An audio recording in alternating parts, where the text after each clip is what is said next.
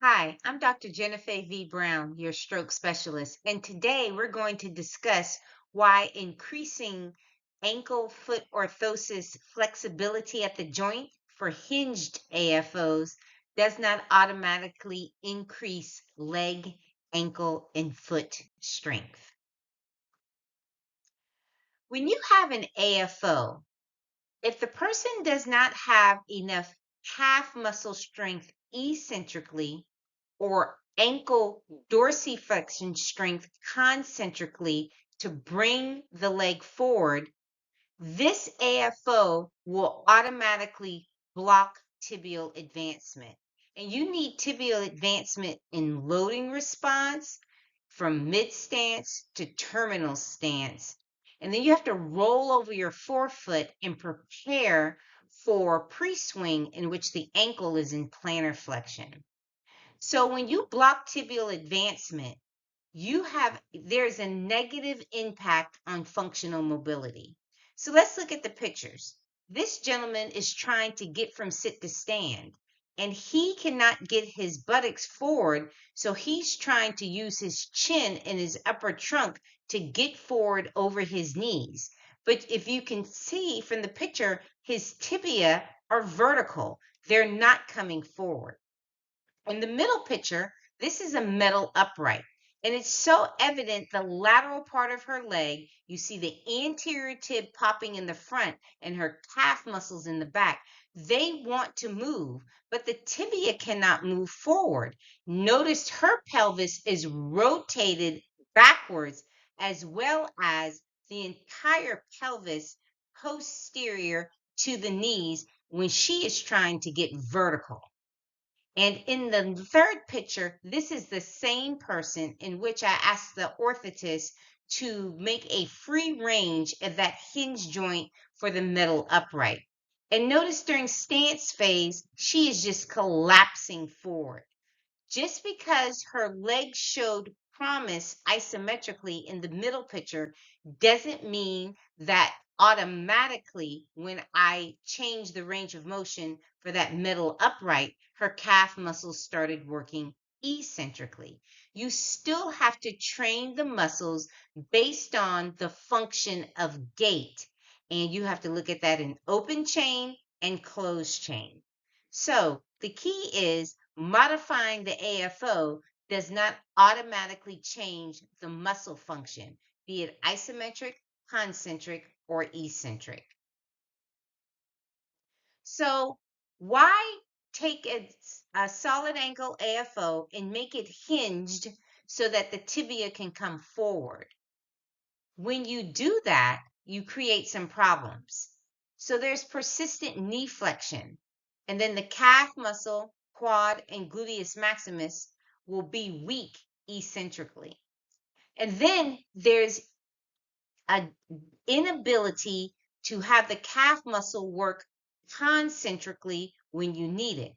So once you've come up to the edge, and let's say you're going from sit to stand, you need the tibia to move backwards. And in closed chain, that calf muscle works concentrically. What if you want to push off faster to increase your speed of gait? If the sole plate and the forefoot portion is not flexible so that you can roll over your toes, you won't be able to push off. And then, usually in the back where the shaft meets the foot part, the upper part of the heel, there is a stopper. And if that stopper has increased height, you won't be able to get the plantar flexion that you need. So when you decrease the calf strength concentrically, it moves up the chain, and you often limit weakness concentrically with the quads and the gluteus maximus. So what are some clinical questions to ask concerning this problem?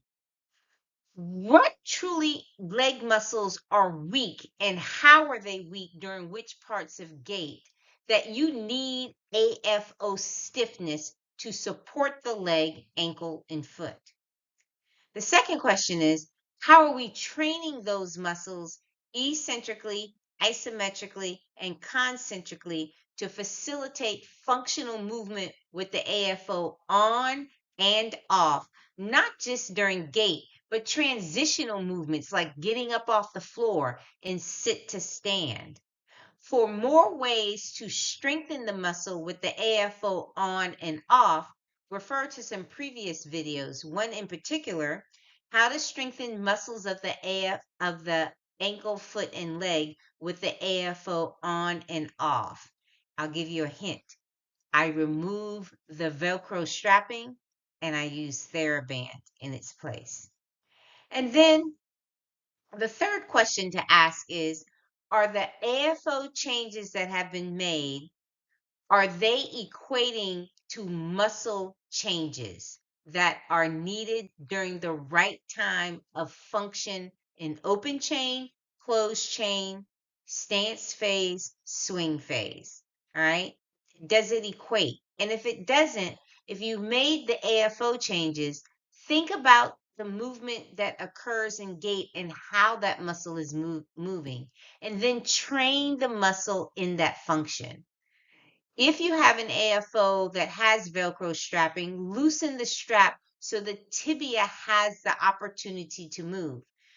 They may not be strong enough to move the shaft based on the hinge type that is connecting the foot part to the shaft.